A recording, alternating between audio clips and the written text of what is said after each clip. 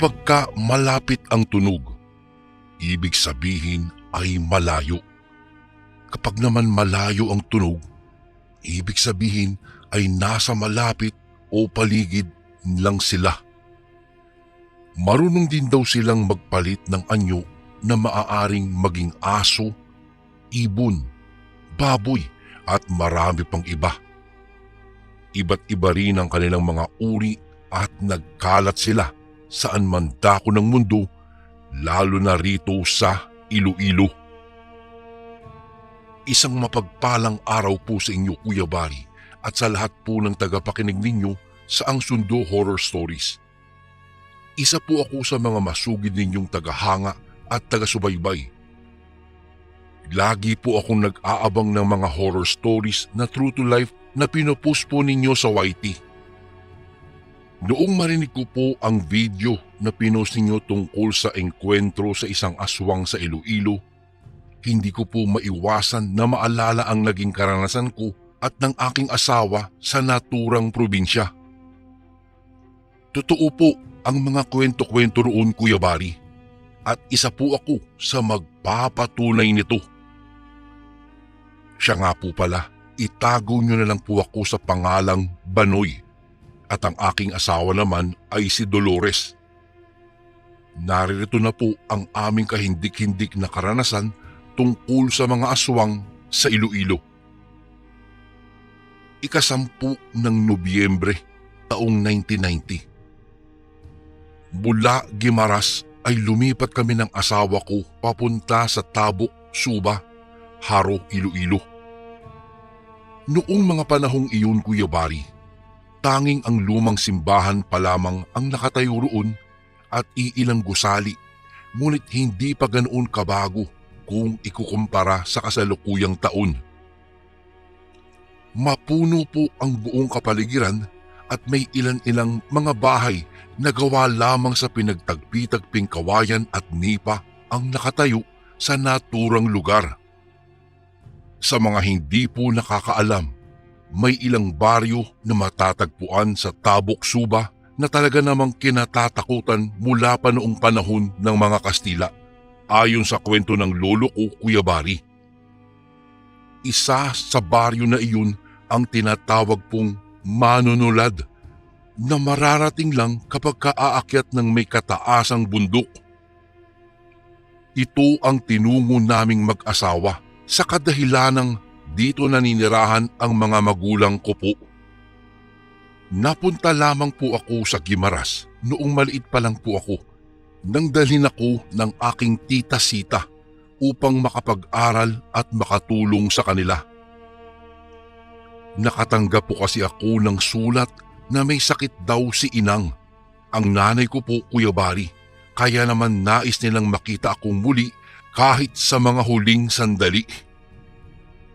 Nagpasya na rin po akong dalhin ang asawa kong si Dolores na nakilala ko po sa Guimaras. 6 na buwan na po siyang buntis at kahit nahihirapan, natutuwa naman siyang sumama para makita rin ang magiging lolo at lola ng aming magiging anak. Sa tulong po ni Cesar, pinsan ko po sa side ni Papa, tinulungan niya po kaming makarating ng maayos at ligtas sa baryo ng Manunulad.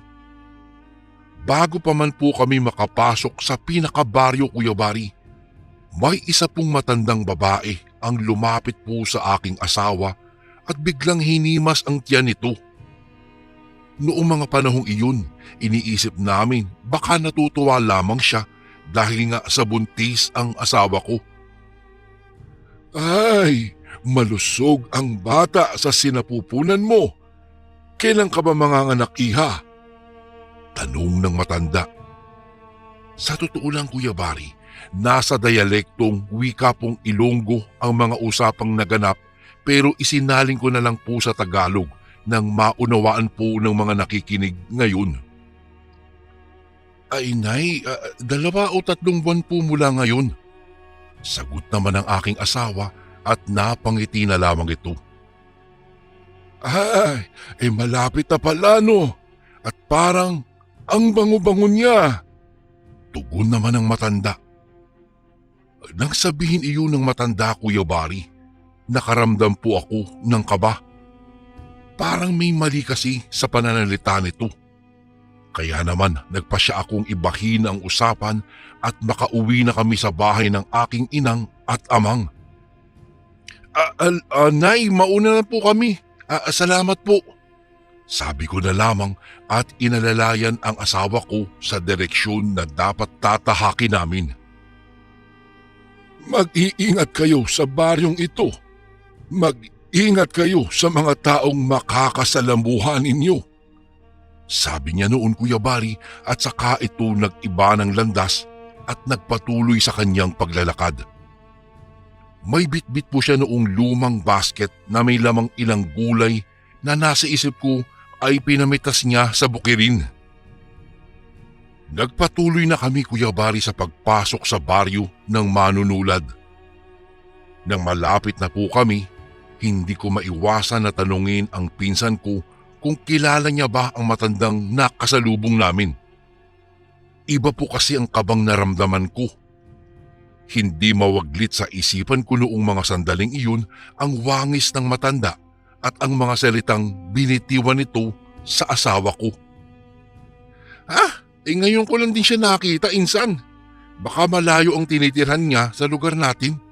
Tugon naman ng pinsan ko. Pagkatapos noon, Kuya Bari, ipinagsawalang bahala ko na lamang ang mga bagay-bagay.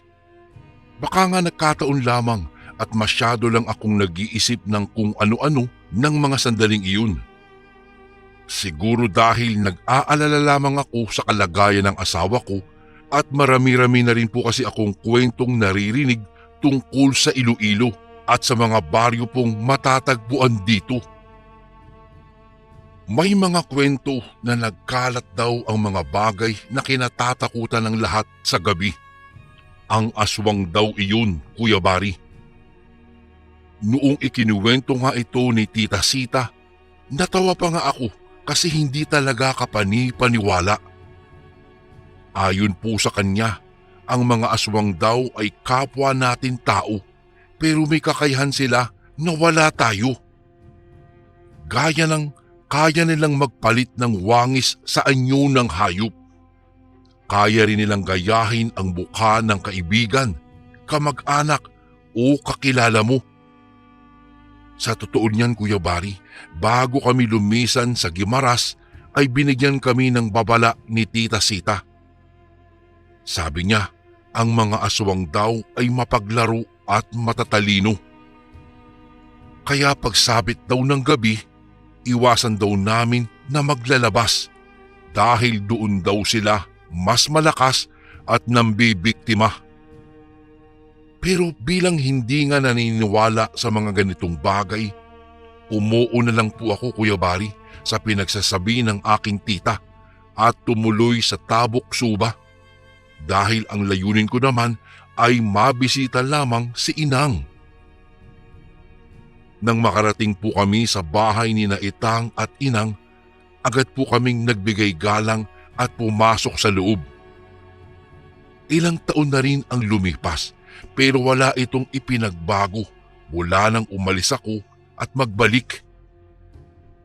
Pagkatapos ko po kausapin si Itang noon at mapaupo ang aking asawa dahil nananakit na raw ang kanyang balakang, ay agad ko namang tinungo si Inang kung saan ito nakahiga. May edad na nga po pala ang mga magulang ko. Nang makalapit, Kuya Bari, hindi ko maiwasang mapaluha noon at yakapin siya ng mahigpit. Sobra din ang paghingi ko ng tawad dahil hindi ko man lang sila nadalaw kahit isang beses. Inay, mano po? Kamusta na po kayo? Malumanay kong pagbati sa aking inang. Ay, iho, ikaw pala yan. Ayos lang naman ako. Ang mahalaga, nasilayan ulit kita.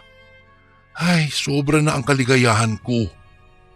Kahit nanghihina, nabigkas pa rin niya iyon. Inang, pagaling po kayo ha. May apo pa kayong dapat na makita. Ngiti kong sabi, pero sa loob-loob ko, Kuya Bari, Sobrang nalulungkot talaga ako. Habang nakikipag-usap kami noon, biglang napaaray ang asawa kong si Dolores dahil sa sakit. Biglang namilipit daw iyon at parang kinakalkal ang loob ng tiyan niya. Hindi ko naman alam ang gagawin, kaya naman nagpatulong na lamang ako kina Itang at Cesar.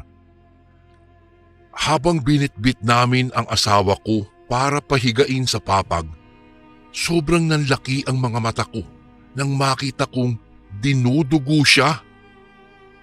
Pero imbis na kulay pula, kulay itim po iyon. Nang tignan ko ang asawa ko, halos nakabikit na siya sa sobrang sakit o hapding nararamdaman niya. "Oh, anong masakit sa iyo?" Hindi ko maiwasan na magtanong sa kanya. Sakit eh. Parang may pumipiga sa loob ng tiyan ko. Para akong manganganak pero parang ayaw lumabas." Tugon naman ng asawa ko. Agad naman akong napaharap kay Itang at tinanong siya kung may doktor o manggagamot ba sa lugar nila. Noong umiling siya, halos maluha ako sa takot at kaba. "Naku insan, wala kaming doktor dito pero mayroon kaming magagaling na albularyo." Suwestyon ng aking pinsan. Dahil doon, Kuya Bari, hindi ko maiwasang mapakunot ng noo sa pagtataka dahil albularyo ang binigkas niya. "Insan naman, mukha bang nasapian ng asawa ko? Insan doktor o manggagamot ang kailangan niya, hindi albularyo." Sigaw ko sa kanya, siguro dahil sa pagkataranta ko lamang. Ngunit nagulat ako dahil hindi niya ako pinakinggan at agad siyang nagtatakbo palabas. Pagbalik niya, Kuya Bari, ay kasama na nito ang isang matanda na may balot na tela sa kanyang ulo. May kahabaan din po ang kanyang balbas at lumang-luma ang suot na damit na halos puno na ng tila grasa na akalain mong hindi naligo ng ilang araw o buwan. Imbis na magtanong ay agad niyang nilapitan ang asawa kong namimilipit sa sakit. "Lo, anong gagawin niyo po?" Nausog siya ng isang aswang." Turan nito, Kuya Bari, kaya naman lalo akong nagtaka at natakot. Nang mga sandaling iyon, hindi ko maiwasan na maalala ang mga kwento ni Tita Sita sa akin tungkol sa mga ganitong bagay. Sa sobrang pagkatakot ay agad kong sinunod ang mga ipinakuha ng albularyong iyon gaya ng tubig, kandila, tawas, batong buhay, mga dahon at iba pa. Agad rin ako noong nagpakulo ng tubig alinsunod sa utos ng albularyo. Sa unang pagkakataon, Kuya Bari, nakita ko kung papaano manggamot ang isang albularyo. Base po sa pagkakaalala ko, gamit ang maligamgam na tubig, isinawsaw niya po roon ang mga dahon kasabay ang batong buhay na pinainitan niya sa apoy. Pagkatapos po, ibinuhos niya ang tawas na dinurog at saka nagsindi ng kandila. Habang pinapanood siya, Kuya Bari, manghang-mangha po talaga ako, pero hindi ko rin maiwasang hawakan ng mahigpit ang kamay ng asawa ko na nananakit pa rin ang tiyan. Ilang sandali lang ang lumipas. Ipinatak nito ang natutunaw na kandila sa maligamgam na tubig. Doon, Kuya Bari, kitang-kita namin ang paghulma ng isang imahe. Para yung isang matandang babae. Nakasalubong niyo siya at binati niya kayo.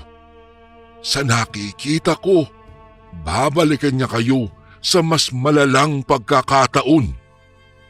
Kahit mahina na ang boses ng matandang albularyong ito, narinig ko pa rin ang mga sinabi niya. Hindi ko rin makalimutan, Kuya Bari, ang payo niya sa aming mas maging maingat, lalong-lalo na daw sa hating gabi. Doon daw maaaring bumalik ang aswang na sinasabi niyang bumati sa aming mag-asawa. Sa awa naman po ng Diyos, naging maayos ang pakiramdam ng asawa ko. Nakahiga siya ngayon katabi ni Inang.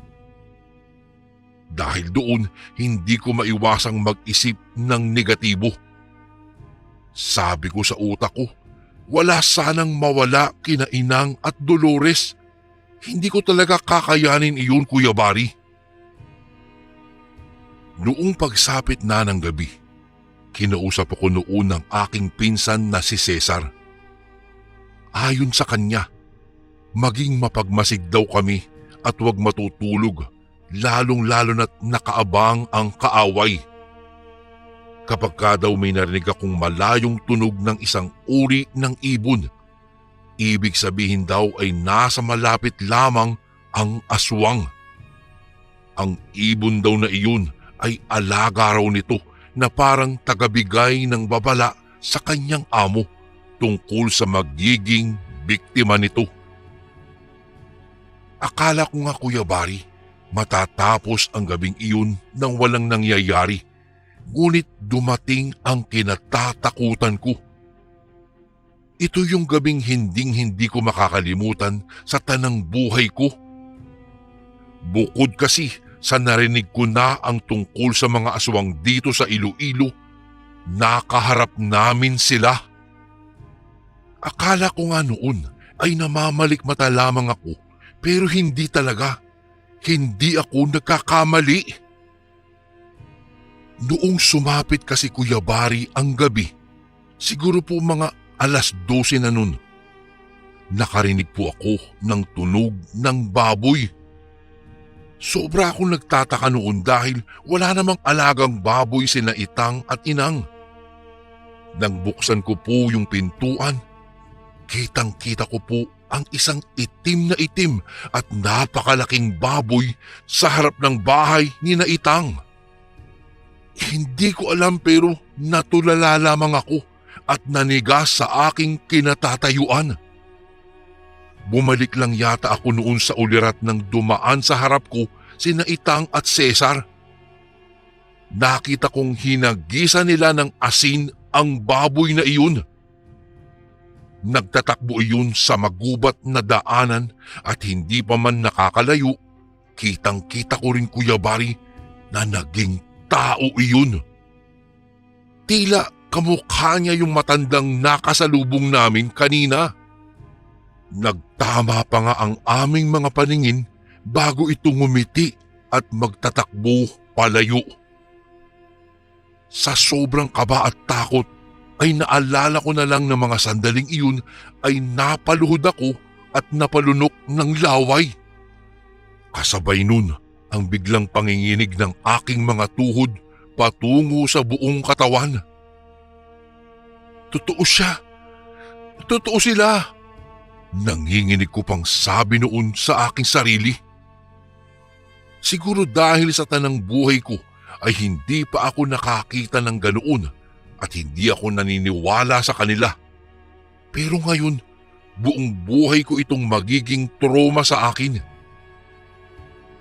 Kinabukasan noon ay pinatawag muli si Mang Doming, ang magaling na albularyong tumulong sa asawa ko noong unang araw. Nagpa siya ito, Kuya Bari, na sa bahay na rin ni na Itang matulog para daw mabantayan kami dahil nga sa mga nangyari. Hinding-hindi daw niya hahayaan ang aswang na iyon na makapanggulo pa sa baryo ng manunulad dito sa Iloilo. Itong mga susunod na sasabihin ko, Kuya Bari, mukhang hindi talaga kapanipaniwala pero talagang naranasan ko at nagbigay trauma sa aming mag-asawa. Ganoon din kay Itang, Inang at Cesar na kapwa taga roon. Pagsapit po kasi ng gabi, narinig na namin ang tunog na babala na nasa paligid lang ang aswang. Ang tunog, nagmumula sa malayo. Kaya noong mga sandaling iyon, nanginig ako sa takot. Bukod kasi sa tahimik ang gabi, may kadiliman din at ang mga gaserang nakabukas ang nagsisilbing ilaw sa paligid. Wala pa kasi noong elektrisidad, Kuya Bari, kaya naman nahirapan kami. Ngunit ito po yung pagkakataon na matatawag ko talaga si Mang Doming na bantog o magaling na albularyo. Ang mga aswang ay normal na tao sa umaga. Nakakasalamuhan natin sila, nakakausap at minsan pa nga ay nakakasabay sa hapagkainan. Kapag ka naman gabi, habang sinasabi niya iyon, Kuya Bari, mula sa tagiliran ay inilabas nito ang isang sanggot. Isang uri ng kutsilyo po ito na parang paletrang U ang sukat at makikita ang halos pagtama ng liwanag mula sa gasera dahil sa talim nito.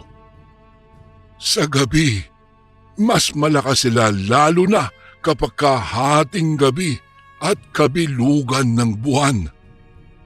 Ang buwan ay tila araw sa kanila na nagbibigay buhay. Maraming uri ng mga aswang, ngunit ang mas kalat dito sa Iloilo ay ang mga kumakain ng tao, lalong-lalo na sa mga sanggol na nasa sinapupunan pa lamang. Mabangong mabango para sa kanila iyon at uhaw na uhaw sa dugo at laman nito. Pagkasabi niya ay tumingin ito sa aking asawa na nakahiga. Siguro po ilang minuto lang, Kuya Bari, ay bigla na lamang may kumalampag sa bubungan ng bahay ni na Itang at Inang. Sisigaw na sana kami, ngunit nagbabala ang albularyong si Mang Doming na huwag gagawa ng kahit anumang ingay. Pinayuko niya kami at pinatago sa ilalim ng lamesa. Sa pagkakataong iyon, Kuya Bari, iniisip ko pa nga na panaginip lang ang lahat dahil hindi ko akalaing mararanasan ko ang bagay na hindi ko pinaniniwalaan noon. Mahigpit kong niyakap ang aking asawa at Inang na kapwa nasa tabi ko ngayon at kasamang nagtatago. Si Mang Doming naman ay kitang-kita kong naghahanda sa paglusob ng aswang. Ilang minuto, muling nanahimik ang buong paligid noong mga sandaling iyon. Sa kuryosidad, napatingin ako sa nakabukas na bintana at nakita ko roon ang isang ibong pulang-pula ang mga mata. Palinga-linga ito na tila hinahanap kami. Noong magtama po ang mga paningin namin, sobrang gulat at takot ko nang maging isa itong malaking aso. Mang Doming! Naisigaw ko nang lalapain na kami nito. Sa edad at pangangatawan ng albularyong nasa harapan namin, hindi ko talaga akalain na napakalakas at napakaliksi pa pala nito. Tinalon niya, Kuya Bari, ang ibong naging aso at kulay itim. Tumutulo pa nga ang laway nito at nakakakilabot ang talim ng mga ngipin. Nang mahawakan ni Mang Doming iyon sa liig, agad niya po itong pinagsasaksak at dumaloy ang kulay itim na dugo sa sahig. Halos mapapikit pa ako sa sobrang takot at kaba dahil baka madisgrasya ang albularyong kasama namin. Cesar! Cesar ang punyal! Sigaw ni Mang Doming at nakita kong kinuha ng aking pinsan ang isang maliit na patalim na nakababad sa maliit na garapon na may laman iyong dahon at mga ugat. Inihagis ito ng aking pinsan, Kuya Bari, at nang masalo ng albularyo, agad niya iyong itinarak sa liig ng aswang na nasa anyo ng aso. Nagsisigaw po ito sa boses ng mabangis na hayop, ibon, baboy at hanggang maging boses ng isang matanda. Nang bitawan iyon ng albularyo, Kuya Bari, ay napaatras ito. Kitang-kita ko kung papaano ito bumalik sa anyo ng isang tao. Ang anyo ng matandang nakasalubong namin noong unang araw. Sa liig nito, Kuya Bari, ay biglang dumaloy ang kulay itim na dugo na tinatakpan na lamang niya ng kamay upang pigilan sa pag-agos. "Maawa ka! Maawa ka sa akin!" nanginginig noong sabi ng matanda. "Ha? Sino? At saan ka?" tatanungin na sana ito ni Mang Doming nang bigla pong nagsisigaw ang asawa ko dahil muli na namang namilipit sa sakit ang tiyan niya. Nang makita ko ang sinasapit ng asawa ko ay hindi ko maiwasang mapamura at titigan ang matandang aswang. "Yawa ka! Tigilan mo!" Ngunit nawala siya, Kuya Bari, ng mga sandaling iyon. Hindi ko alam, Kuya Bari, ang gagawin. Nataranta kami at agad na inihiga ni Mang Doming ang asawa kong si Dolores sa papag. Nagsindi siya sa isang palayok na nilagyan niya ng mga batong nasa iba't ibang kulay at amoy. Umusok ang buong paligid at gamit ang mahaba't malalaking dahon ay tila binabasbasan niya ang aking asawa sa mga salitang tila Latin sa pandinig ko. Ako naman, Kuya Bari, ay napayuko at napaluhod habang luha ang nagdarasal na sana'y walang mangyaring masama sa aking mag-ina. Ilang oras po ang lumipas noon at sa wakas, tumigil na sa paghikbi ang asawa ko. Nang tignan ko siya, mahimbing itong natutulog, ngunit muli akong nakaramdam ng takot, Kuya Bari, sa hindi ko makakalimutang pangyayari. Mula kasi sa ibabang parte ng aking asawa, nakita ko ang nagkalat na dugo na tila nanganak ito. Mang Doming, ano pong nangyari dito?" nanginginig kong tanong noon. "Naisahan nila ako. Naisahan nila tayo." Napaatras ang albularyo, Kuya Bari, at napasandal sa dingding habang unti-unting napapaupo. Ako naman ay mabilis na hinawakan ang kamay ng aking asawa at nanginig ang buo kong katawan nang maramdamang malamig ang mga palad nito. Mahal? Mahal! Gumising ka!" Ngunit nang mga sandaling iyon, alam kong wala nang dumadaloy na buhay sa kanyang katawan. Habang yakap-yakap ang aking asawa, nagsalita ang albularyong si Mang Doming. Ayon sa kanya, nakarinig siya ng mga kaluskos sa likuran ng bahay kaya tinungo niya ito at walang nadatnan doon. Pagbalik niya, nakita niya na lamang na nasa ganong sitwasyon na ang asawa ko at ako na may nakaidlip habang nananalangin. Hindi pa nga nanunuyo ang luha ko dahil sa mga kaganapan, Kuya Bari. Nadagdagan na naman ito nang tawagin ako ni Itang at Cesar. Nagtumungo ako sa kabilang silid. Nakita ko ang inang nawala ng buhay. Hindi ako makapaniwala dahil sa mga nangyari. Halos sabunutan ko na ang aking sarili. Napaluhod at humagulgol dahil sa pagluluksa. Kuya Bari, noong mga panahong iyon ay para pong bumagsak ang buong mundo sa akin. Para akong dinaganan ng mabigat na bagay at hindi ako makatayo.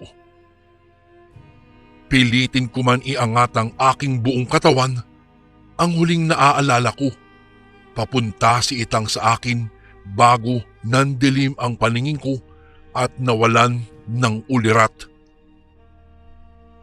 Pagmulat ng mga mata ko po, nakita ko sina Cesar, Itang at ang mga kapitbahay na nakikiluksa sa pagkamatay ng aking inang, asawa at ang isisilang palang sana na sanggol na siyang anak ko. Magang-magana ang mga mata ko, Kuya Bari, ng mga sandaling iyon. Muli na lamang akong nabuhayan ng loob nang pumagit na ang albularyong si Mang Doming at mataman akong pinagmasdan. Hindi rito natatapos ang buhay ng mag-ina at nanay mo, Banoy. Igaganti natin sila. Nakita ko, Kuya Bari, sa mukha nito ang pagkaseryoso. Mula kung saan napatayo ako at naitikom ko ang aking mga kamao dahil sa pag-asa, galit at pighati dahil po sa mga nangyari. Kuya Bari, ito yung wakas na kapag naranasan mo pala ang napakasarap na pakiramdam. Napakasarap palang makitang ang tumapo sa buhay ng mga mahal mo ay maparusahan. Ilang araw na, Kuya Bari, na nakaburol ang asawa kong si Dolores at si Inang. Ang kahon na kinalalagyan nila ay ginawa lang po namin mula sa mga tabla at kahoy na nalikom. Sa bawat sandali po ay mas nagiging mapagmasid kami dahil maaaring magkaroon ng pagkakataon na bumisita o bumalik ang aswang. Nang sumapit ang gabi, napatayo ako at napalapit nang makita ko po ang isang magandang babae na lumapit sa kabaong ni Inang at Dolores. Nang tanungin ko, sino po kayo? Bigla itong umalis, Kuya Bari, at naglakad ng mabilis paalis sa lugar na iyon. Pagtingin ko po sa kabaong ni Inang ay wala na roon ang kanilang mga bangkay. Ang tanging naroroon ay puno ng saging. Kinusot-kusot ko pa ang aking mga mata, ngulit kumpirmado kong pinalitan nga ang katawan nila ng puno ng saging. Sobrang galit ko dahil hindi na pinalagpas pa ng aswang na iyon ang pambababoy sa labi ng aking mga mahal sa buhay. Anong Hindi na ituloy ni Mang Doming ang sasabihin nang makita ang pinagmamasdan ko ng mga sandaling iyon. Hayop siya! Demonyo siya! Malalakas kong sigaw dahil hindi ko alam kung ano pa bang dapat ang sabihin ko, Kuya Bari, dahil sa mga nasaksihan ko. Saan? Saan nagpunta? Sundan natin! Sabi ni Mang Doming at agad kaming naglakbay. Hindi ko na napansin, Kuya Bari, ang bawat madadaanan namin. Ang albularyo namang kasama ko ay nakita kong kinuha ang sanggot na nasa tagiliran. Ilang sandali, nanlumo akong muli nang mapagmasdan mula sa labas ng isang lumang kubo ang bangkay ni Inang at Dolores. Ang mga iyon ay paawang pinagpepiestahan ng matandang aswang na nakaengkwentro namin sa bahay. Sinunggaban nito si Mang Doming at gumanti naman ang isa. Akala ko, Kuya Bari, ay makakatayo ako ng maayos, ngunit dahil sa panginginig po ng katawan, pagapang kong nilapitan si Inang. Kitang-kita ko po ang butas nilang mga tiyan. Nang tingnan ko ang kinalalagyan ni Mang Doming, sinasaksak na nito ang matandang bigla na lamang naging isang malaking itim na aso. Nang bigla na lamang manikip ang aking dibdib dahil sa sakit at iyon na po ang huli kong naalala bago po mandilim ang aking paningin. Kuya Bari, sobrang sakit po ng mga nangyari. Hanggang ngayon, kahit nandito po ako at bumalik na sa Guimaras, ay hinding-hindi ko po malilimutan iyon. Sobrang trauma po ang dinala ng baryong iyon sa Iloilo sa akin. Sobrang takot po ang iniwan ng aswang na pumaslang sa mga mahal ko sa buhay. Kahit pa iniharap sa akin noon ang ulo ng matandang aswang dahil nagapi ito ng bantog na albularyong si Mang Doming, hindi pa rin noon maibabalik ang asawa ko, anak at si inang. Siguro nga, nabigyan naman sila ng hustisya, ngunit para sa aking Kuya Bari ay kulang pa iyon bilang kabayaran. Habang sinusulat ko po ito, mahigpit akong niyayakap ni Tita Sita upang matapos ito at bigyan ako ng lakas upang maisalaysay ang masalimuot kong pinagdaanan, upang magbigay na rin ng babala sa iba kapag sila naman ang nasa lugar na pinanggalingan ko. Kuya Bari, dito ko na po tatapusin ang aking kwento. Maraming salamat po kung sakaling maisama niyo po ito sa mga kwento sa inyong YouTube channel. Lagi po tayong mag-iingat dahil ang kaaway ay nasa paligid lamang. Lubos na gumagalang, Banoy.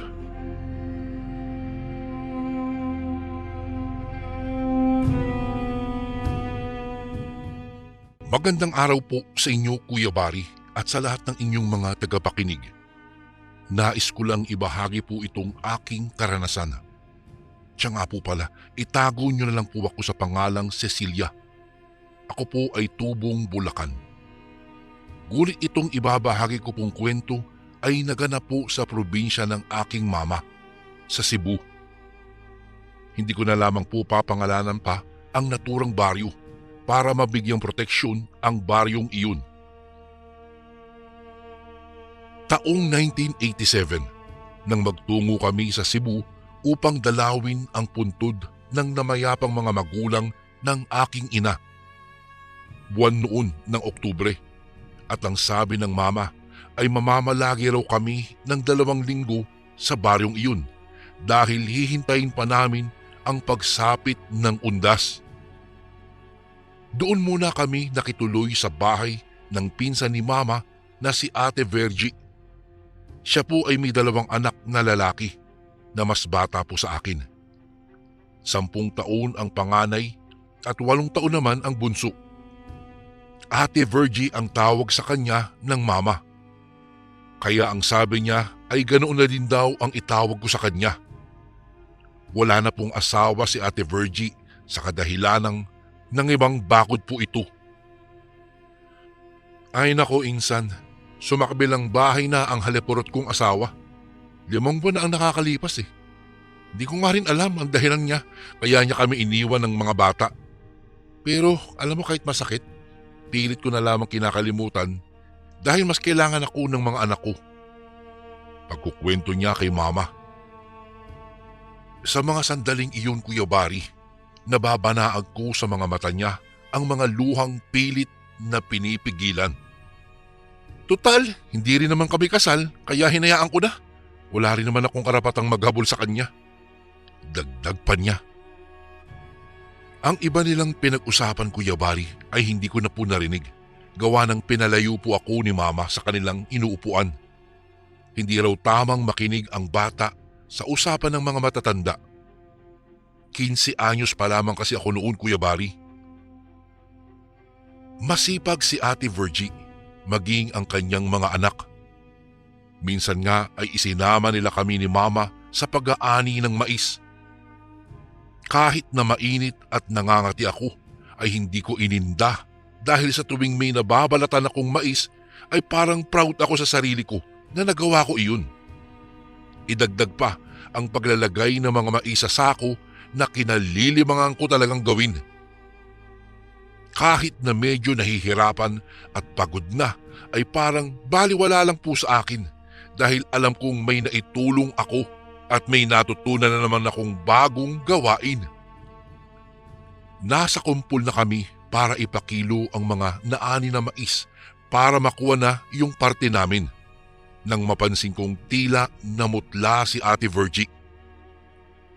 Mabilis siyang tumayo mula sa kinauupuang sako na may lamang mais at kaagad na naglakad papalayo nang papunta na sa kinaroroonan namin ang isang lalaki.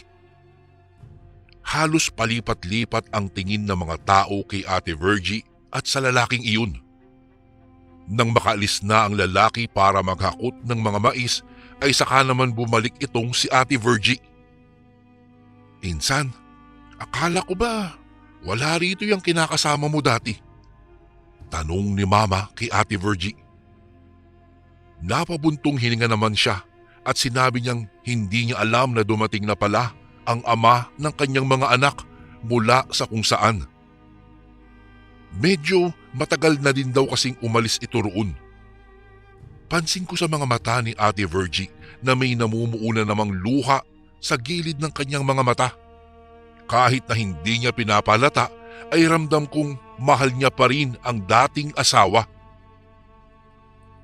Nang sumunod na araw, bihis na bihis si Ate Virgie na lumabas ng bahay.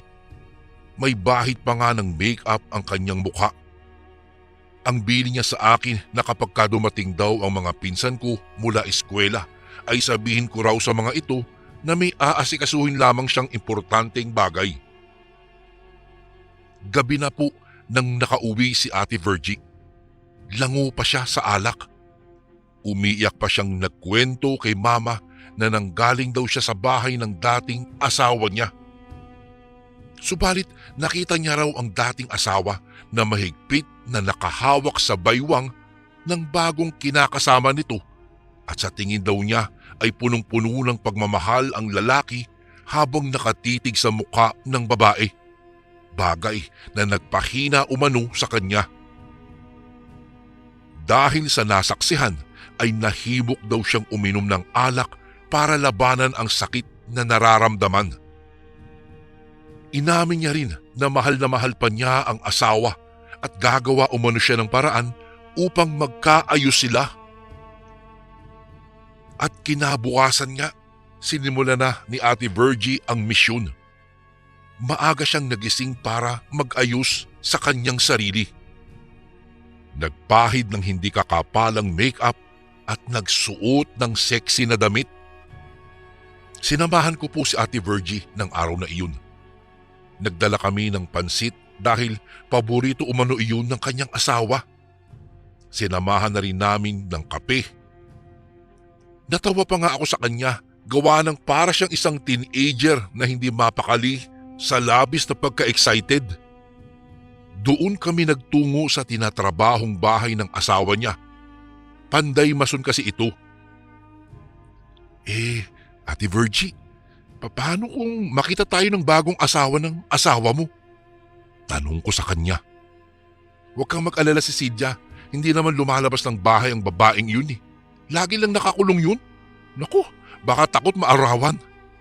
Sabi kasi ng mga ilang kapitbahay na kilala ko, bihira lang daw makitang lumabas yun at kung lumabas man ay laging nagmamadali daw na para bang takot na takot makisalamuha sa iba. Tugon sa akin ni Ate Virgie. Nadatnan nga naming nagpapahinga ang asawa ni Ate Virgie. Umiinom ito ng tubig habang nakatingin sa ginagawang bahay. Malapit nang matapos ang bahay na iyon, base sa kabuuang ayos. Kaagad na lumapit si Ate Virgie at inalok ang asawa ng kape at pansit na dala-dala namin. Halata sa mukha ng lalaki na nagulat ito sa ginawa ni Ate Virgie. Subalit hindi naman ito tumanggi. Medyo lumayo muna ako sa kanila, Kuya Bari, para naman masolo siya ni Ate Virgie. Naulinigan ko pa nga na nagtanong ang lalaki kung ano ba ang ibig sabihin ng ginawa niya.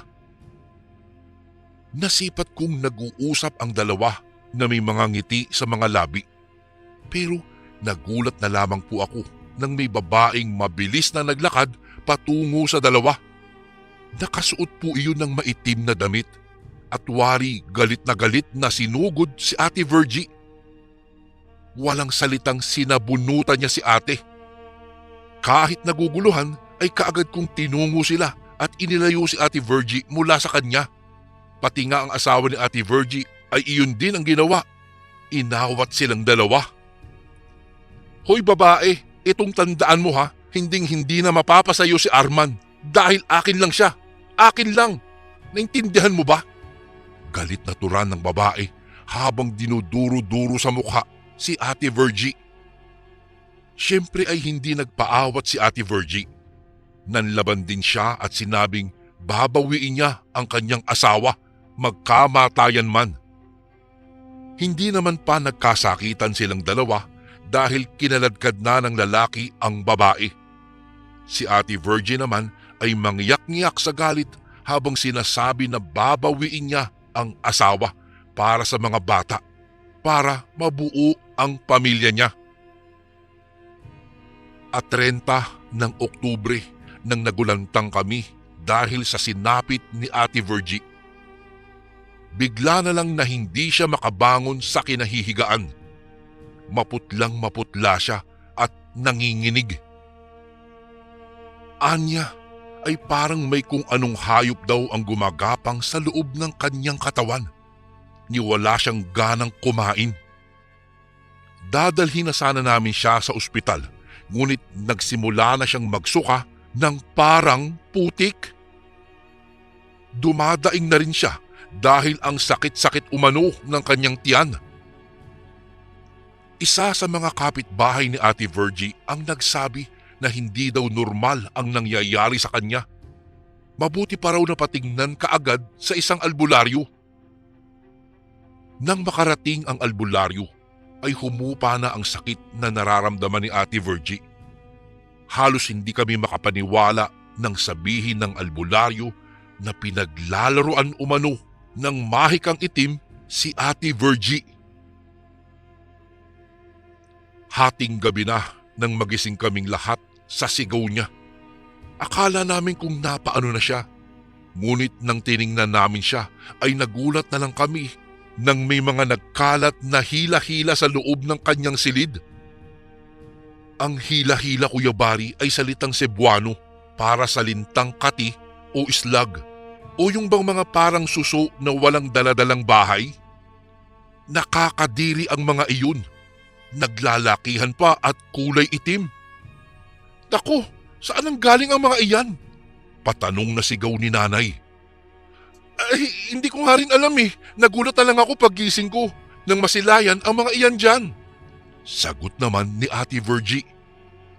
Kahit na nandidiri ay nagtulungan kami ni na mama at ng mga anak ni Ate Virgie na alisin ang mga hila-hila sa kanyang kwarto. Akala namin ay wala lang ang mga iyon. Subalit paggising ko kinabukasan ay pinatingnan sa akin ni mama si Ate Virgie. Nang puntahan ko siya sa kanyang silid ay napasigaw na lang ako, Kuya Bari, nang may nagkalat na naman doon na mga hila-hila at sa pagkakataong iyon ay nasipat kong lumalabas ang 3 malalaking hila-hila sa bunganga ni Ate Virgie. Nakanganga siya kasi habang tulog. Lumipas ang ilang araw ay wala pa ring pagbabago sa kalagayan ni Ate Virgie. Hindi na rin kami nakakauwi dahil ayaw siyang iwan ni Mama.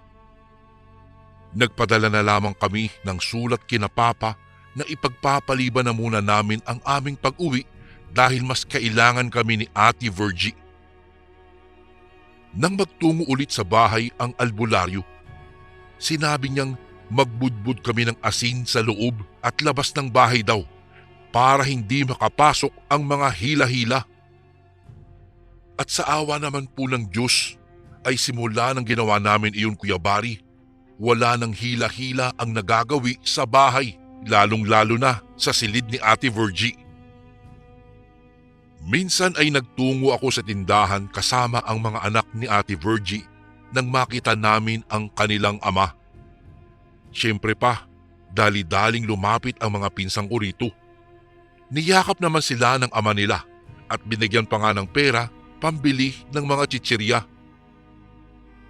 Narinig ko pa ngang sinabi ng mga bata na may sakit ang ina nila at kailangang bisitahin ito ng kanilang ama. Akala ko ay tatanggi siya, ngunit sinabi nitong dadalawin daw niya si Ate Virgie na ikinatuwa naman ng mga anak niya. Noon nga ay sumama sa amin si Manong Arman sa bahay. Nasilayan niya si Ate Virgie na nakaratay sa banig, nanghihina at halos hirap nang makatayo.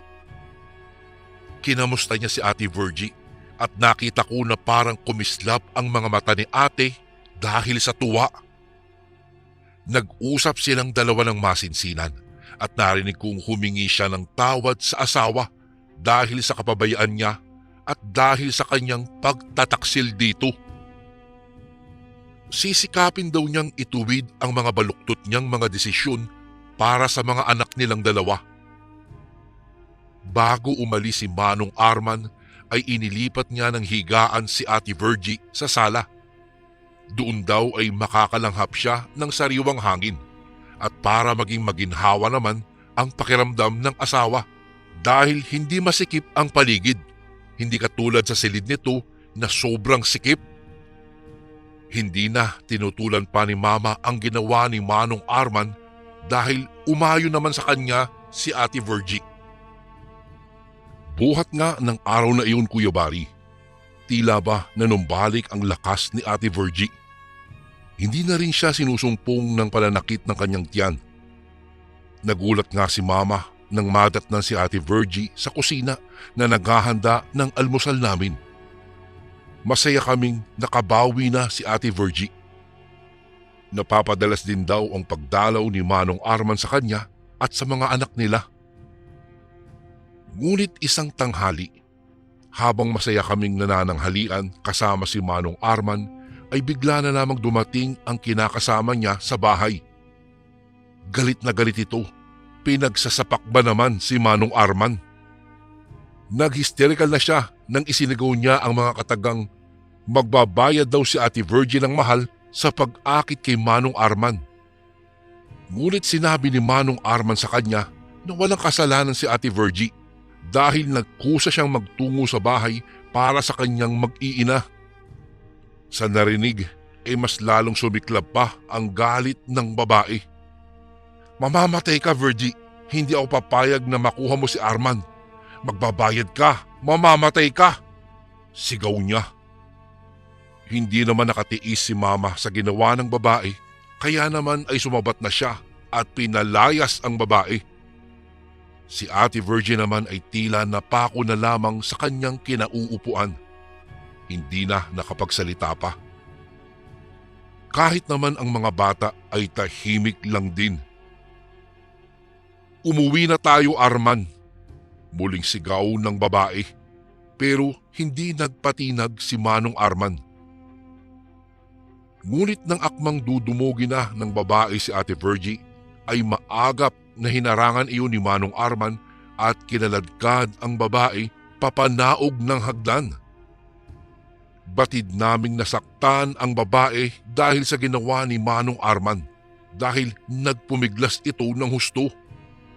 Ngunit tila bingi si Manong Arman. Nang araw ding iyon ay bumalik si Manong Arman sa bahay. May dala-dala siyang malaking bag at ayon sa kanya na uuwi na siya sa kanyang mag-iina. Aayusin na raw niya ang nasira nilang pagsasama. Hindi na raw niya matagalan pa ang ugali ng babaeng kinakasama. Masyado na raw itong paranoid. Hindi nga daw niya alam kung bakit ipinagpalit niya ang kanyang pamilya roon. Sa harapan naming lahat ay nangilit ang mga luha ni Manong Arman. Sising-sisi raw siya sa mga naging kasalanan niya.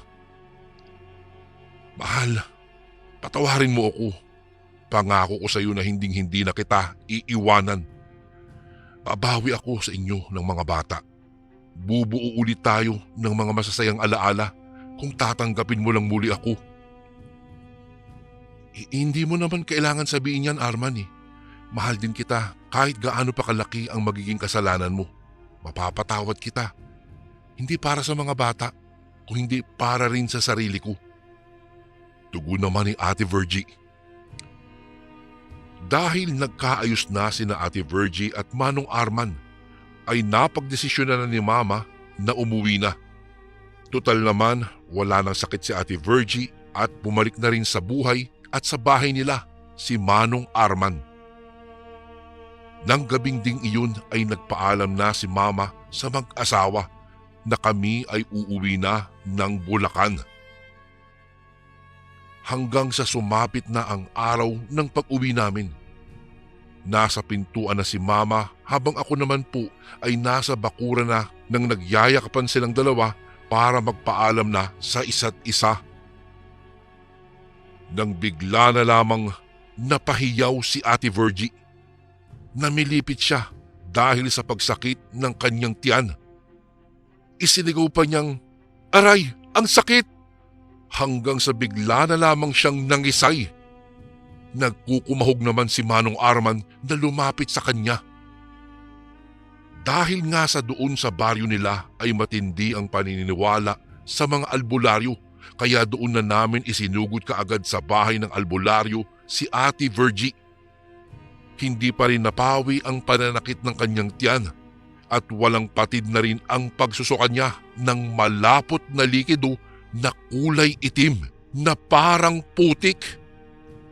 Kaagad namang umusal ng orasyon ang albularyo at ipinatong ang kanyang kanang kamay sa ibabaw ng ulo ni Ate Virgie.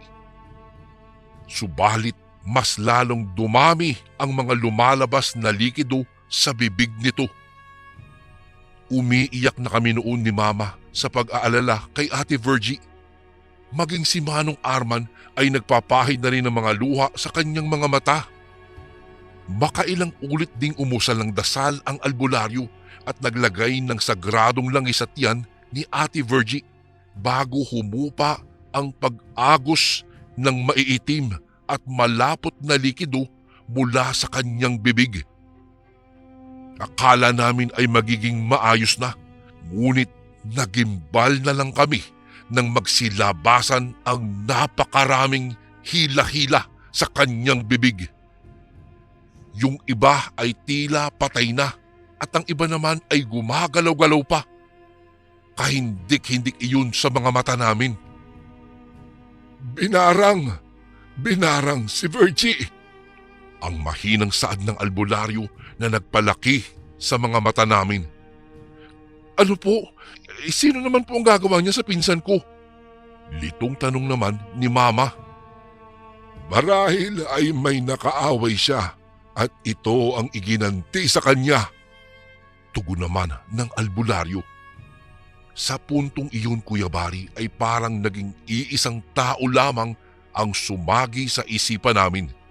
Ang babaeng kinakasama ni Manong Arman. Hindi na nagpaalam pa sa amin si Manong Arman at mabilis ang kanyang kilos na lumabas kaagad ng bahay ng albularyo. Ngunit sa isip-isip ko ay nababatid kong kukumprontahin niya ang dating kinakasama. Isang malaking garapon ang pinaglagyan ng albularyo sa mga hila-hila na lumalabas mula kay Ate Virgie. Napuno ang garapon na iyon. Makailang ulit din niyang pinainom ng sagradong langis si Ate Virgie at pinahiran ang kanyang tiyan. Naging maayos namang muli ang pakiramdam ni Ate Virgie nang matapos ang huling orasyon sa kanya ng albularyo. Bagaman naging maginhawa na ang pakiramdam ni Ate Virgie, ay sinabi ng albularyo na hindi pa raw nakuha ang lahat ng hila-hila na nasa loob ng katawan nito.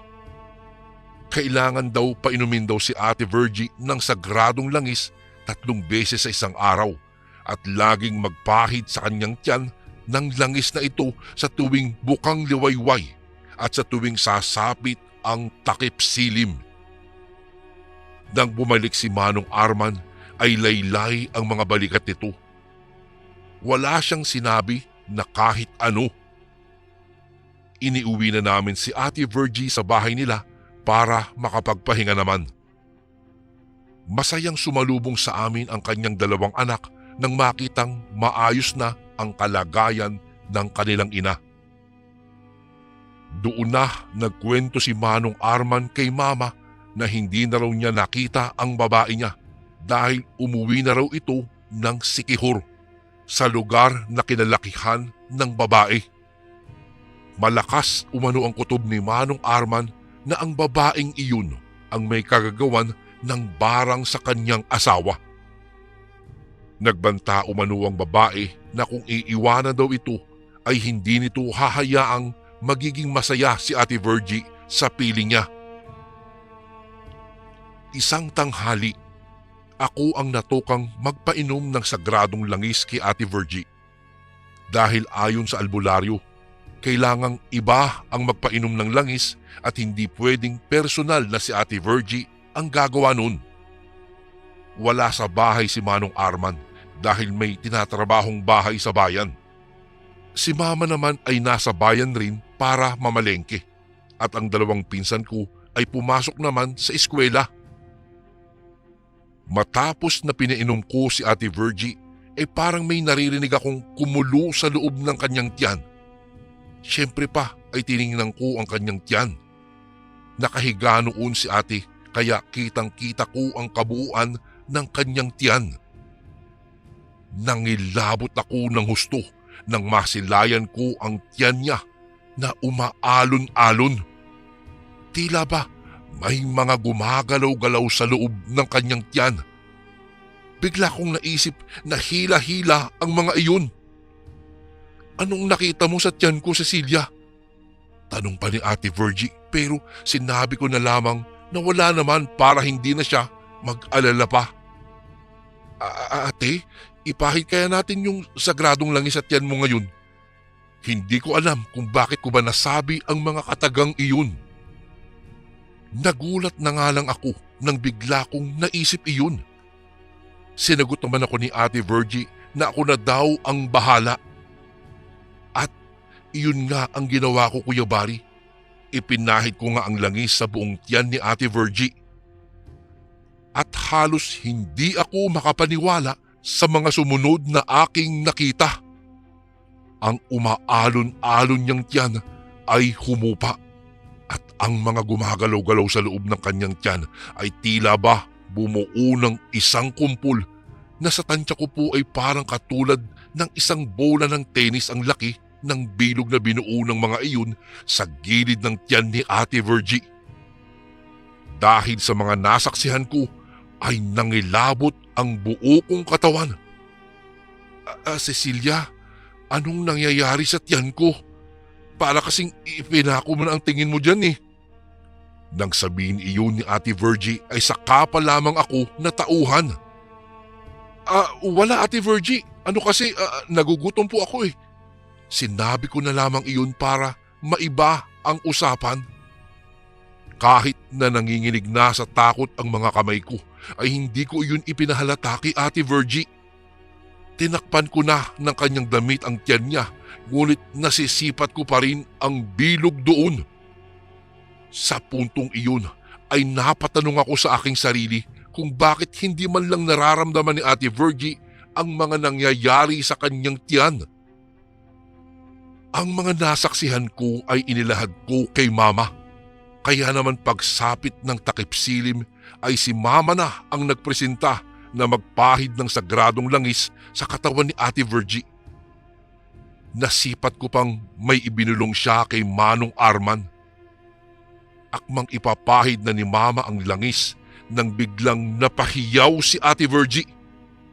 Sobrang sakit daw ng kanyang tiyan na halos ay umaabot daw ang sakit sa kanyang ulo. Kaya naman ay mabilis ang pagkilos ni Mama na ipinahid ang langis sa kanyang tiyan at doon na nga nasilayan ni na Mama na bumuo ang bilog mula sa mga gumagalaw-galaw na nasa loob ng tiyan ni Ate Virgie. Nakita ko pang napatakip si Mama ng kanyang bibig at si Manong Arman naman ay nahilod ang kanyang sentido. Ang bilog ay unti-unting lumaki. Tila ba naiipon ang kung anumang nasa loob ng kanyang tiyan.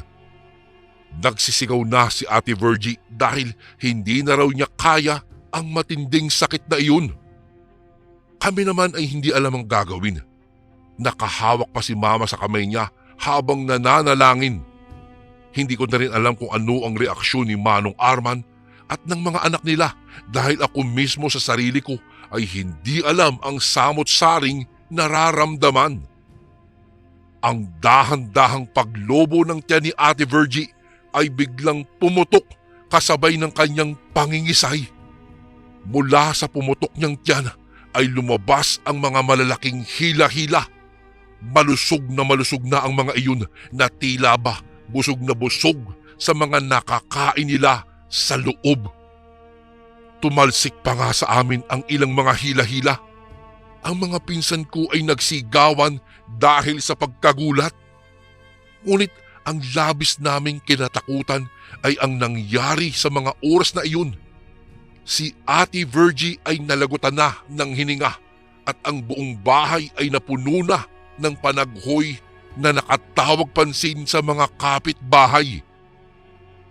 May iilang kapitbahay ang hindi nakatiis at nakiusyoso at sila mismo ay nakita ang mga hila-hila na nagkalat sa buong sahig at ang kahindik-hindik na sinapit ni Ate Virgie. Ang kanyang tiyan ay may isang malaking butas na tumagos sa kanyang likuran. Butas na sanhi ng paglabas ng mga hila-hila mula sa loob ng kanyang katawan. Ang pangyayaring iyon, Kuya Bari, ay kumalat sa ibang baryo. Naging usap-usapan na binutas daw ng barang si Ate Virgie. Matapos naming mailibing si Ate Virgie, sa wakas ay nakauwi na rin kami ng Bulacan, Kuya Bari. Ngunit makalipas lamang ng ilang buwan, nabalitaan na lang naming pumanaw na rin si Manong Arman at ang sanhiraw ng kanyang kamatayan ay ang pagsusuka nito ng itim na likido. Dahil sa nangyari sa kanya, kinupkup na namin ang mga anak nila. At ang sabi ng mga bata, bago raw namatay ang kanilang ama, ay minsan ding nakita nilang may lumalabas na mga maliliit na alupihan naman mula sa pusod nito. Kuya Bari, dito ko na po tatapusin ang aking kwento. Sana po ay mapili niyo pong basahin ang kahindik-hindik kong kwento sa araw na ito. Hanggang dito na lang po, Kuya Bari, at salamat po sa lahat ng nakinig ngayon. Lubos na gumagalang, Cecilia.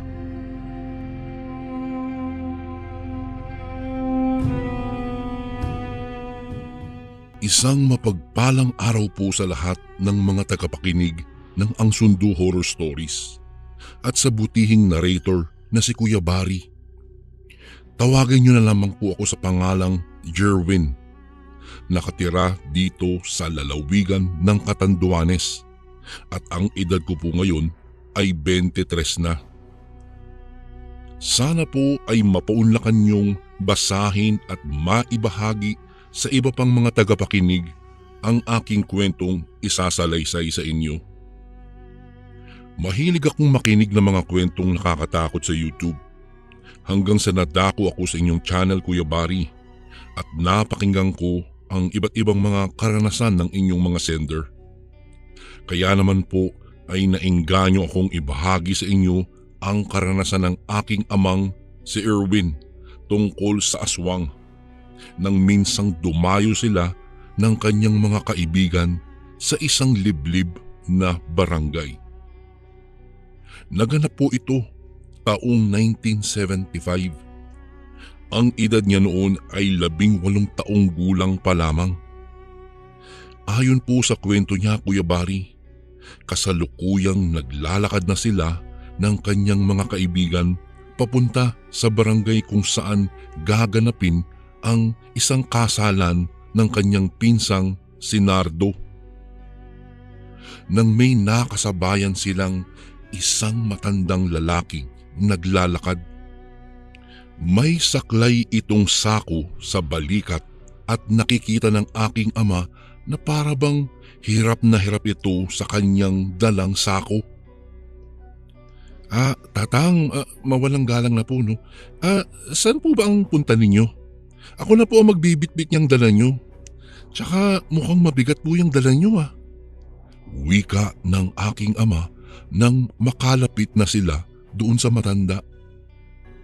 Ay nako, wag na bata ka. Teka, saan ba kayo pupunta at parang bihis na bihis kayo? Balik na tanong ng matanda sa kanila.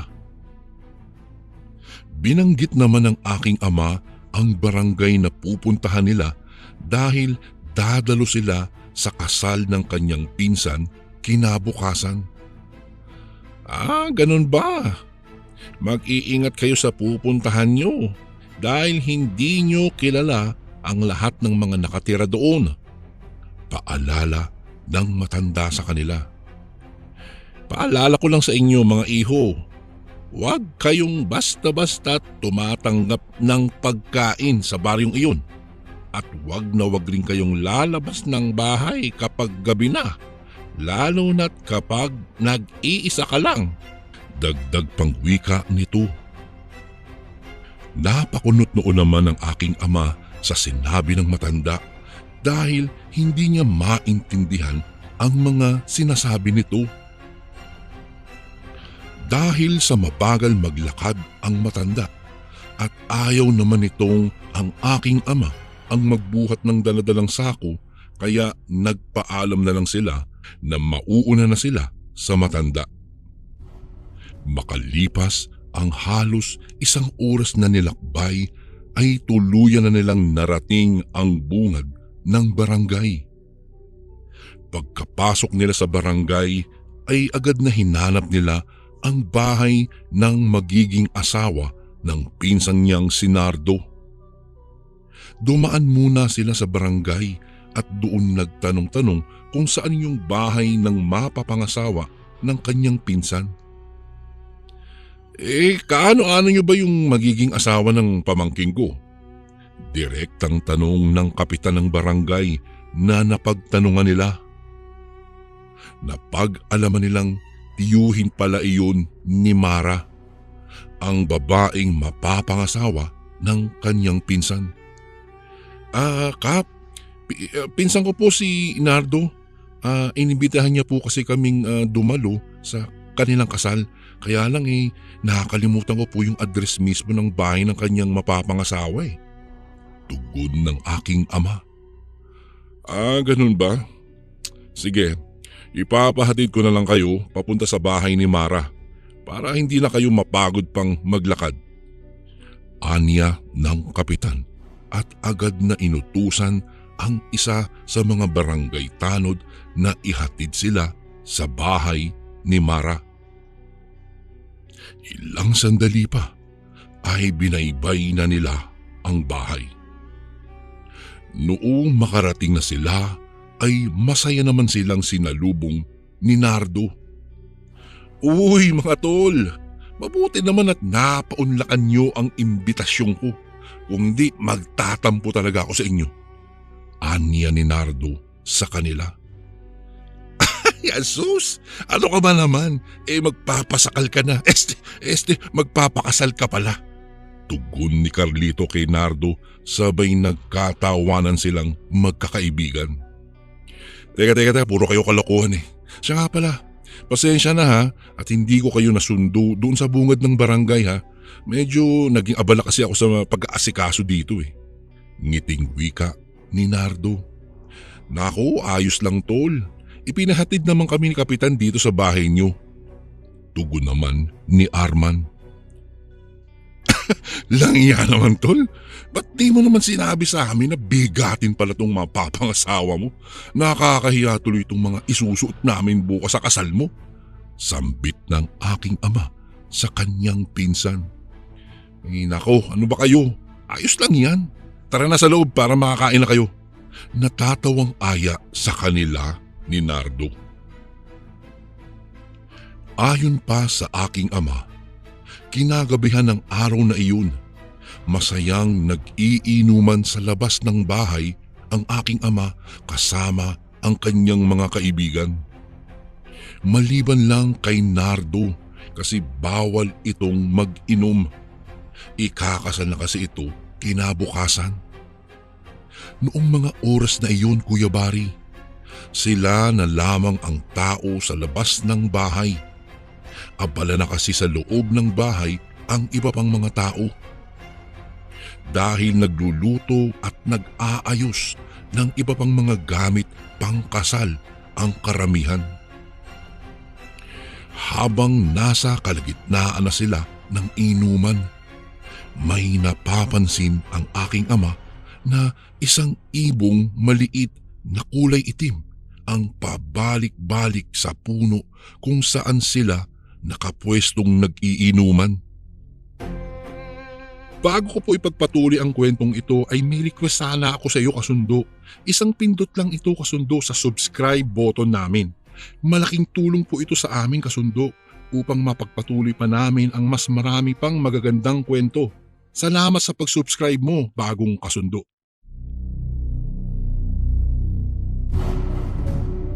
Noong una ay hindi niya lang ito pinapansin sa pagkaakalang naghahanap lang iyon ng madadapuan.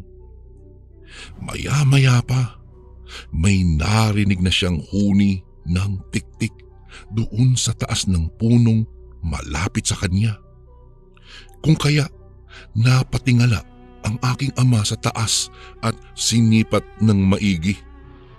Narinig naman niyang nagsalita si Carlo at nagsabing, "Mukhang inaaswang na yata tayo mga tula." Dahil sa medyo may tama na ng alak ang kanyang mga kaibigan, ay sumagot naman itong isa pang kaibigan ng aking ama na si Carlito at nagwikang, "Asos! Itong mga duwag na to, aswang lang yan pre. Gusto mo anakan ko pa yan eh." Tapos ay sabay-sabay silang nagkatawanan. "Hoy aswang, bumaba ka dyan para naman matikman mo ang aking alindog," sigaw ni Carlito habang nakatingala sa puno. Sunod-sunod naman ang kanilang tawanan. Ngunit ang aking ama ng mga sandaling iyon, Kuya Bari, ay hindi na mapakali at naramdaman niyang nagtataasan na ang kanyang mga balahibo sa katawan patungo sa kanyang batok. "Hoy, tigilan niyo nga yan. Hindi magandang biro yan," saway ng aking ama sa kanyang mga kaibigan. Mas lalo namang nang asar pa si Carlito at umaksyon pa itong sumasayaw na parang bang nang aakit. "Yuhu! Ano ka? Ano, aswang? Halika na, bumaba ka na dyan," natatawang wika ni Carlito. "Pare, ganun. Lasing ka na. Hindi na magandang biro yung ginagawa mo. Mamaya lapitan ka talaga noon. Tingnan natin kung hindi ka maihi dyan sa saluan mo kapag nilapitan ka ng aswang," natatawang saad ni Carlos. Hanggang sa bigla na lang may malalaking pakpak ang pumagaspas sa kanilang itaas. Sa maniwala kayo at sa hindi, Kuya Bari, ayon sa kwento ng aking ama, sobrang lapad ng pakpak ng kanyang nakita at para daw iyong mga pakpak ng isang paniki. Kasabay ng pagpagaspas ng pakpak ay nakarinig na sila ng huni ng wakwak. Nakita rin nila ang hitsura ng aswang. Sobrang nakakatakot ang wangis nito. Nanlalaki ang mga matang nakaluwang kulay pula at ang mga ngipin nitong matatalas. Idagdag mo pa ang sabog-sabog na buhok nitong nagtataasan at walang humpay ang pagtulo ng mga malalapot nitong laway. Agad na nagpulasan ang aking ama at ang kanyang mga kaibigan at mabilis na tumakbo sa loob ng bahay. "Tulong! May aswang! Hinahabol kami ng aswang! Saklolo!" sigaw ni Carlito at tila ba nawala ang pagkalasing nito. Napakabilis nitong tumakbo at nangunguna pa itong makarating sa loob ng bahay. Noong makarating naman sila ay nagulantang ang mga taong abala sa pag-aasikaso. Mabilis silang nilapitan ng mga ito at tinanong kung ano ang nangyari. "May aswang! Doon sa labas! May aswang!" anya ni Carlito. Mabilis namang lumabas ang ama ni Mara habang may bitbit itong baril na debomba. Ilang sandali pa ay narinig ng aking ama ang 3 sunod-sunod na putok ng baril sa labas ng bahay. Kaya mabilis silang sumilip sa may bintana. Noong makasilip na sila ay nakita nila ang nilalang na lumilipad sa itaas at para itong saranggola na kasing lapad ng payong. Lumilipad ito papalayo habang palakas naman ng palakas ang huni ng wakwak. Ilang sandali pa ay pumasok na ang ama ni Mara at nagsabing, "Aswang ang lumilipad na iyon. Mabuti na lang at hindi kayo nadakot," wika nito. Ito kasing si Carlito po kasi ang kulit-kulit eh. Hinamon pa niya kasing bubuntisin daw niya yung aswang, kaya po siguro nagalit iyon at bigla na lang po kaming sinugod, anya ni Carlo. Kaya naman pala, sa susunod, huwag basta-bastang maghamon, lalo na't sa mga katulad nila. Dahil hindi ka aatrasan talaga ng mga nilalang na iyan kapag hinahamon mo sila. Napapailing na wika ng ama ni Mara. Noong gabing iyon, hindi nakatulog si Carlito dahil sa kanyang kalokohan at dahil sa kanyang naranasan. Naging isang matinding aral ito para sa kanya. Kinabukasan ay maayos namang naidaos ang kasal ng pinsan ng aking ama. Kahit na inaswang pa sila noong gabing nag-iinuman sila. Matapos naganap ang kasal ay umuwi na sila at magmula po noon, Kuya Bari, hindi na po basta-bastang nagbibitaw si Carlito ng mga pananalitang hindi maganda. Lalong-lalo na kapag dumadayo sila sa ibang barangay. Hanggang dito na lang po ang aking kwento. Maraming salamat po. Lubos na gumagalang, Jervin. And again, maraming salamat po mga kasundo. Don't forget to subscribe and i-click nyo lang po yung bell na button para updated po kayo sa mga upcoming videos namin na paparating. Maraming salamat po ulit. God bless and ingat po lagi dyan. Ito po si Kuya Bari at ako ang sundo.